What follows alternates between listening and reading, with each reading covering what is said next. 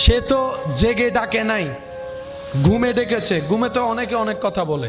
ফেরেশতাদের প্রশ্ন, আল্লাহ সে তো জাহান্নামী, গুনার হিসাব অনেক বড়, সব তেমন, কিন্তু রবের চাওয়া হচ্ছে তাকে জান্নাতে দেওয়া।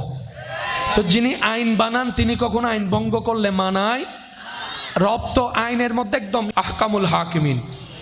তো রব বলবে ফেরেশতা জেগে ডাকুক আর ঘুমে ডাকুক, আমাকেই তো ডাকছে।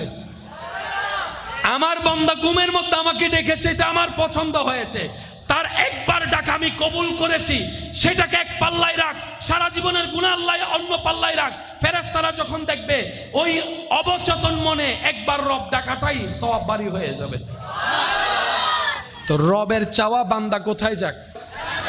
রব তো এত দয়াবান, মুসা নবীর একটা গুনাহগার উম্মত কুকুরকে পানি খাওয়াইছে, আল্লাহ সারা জীবনের গুনাহ মাফ করে দিয়েছে। আপনি তো শান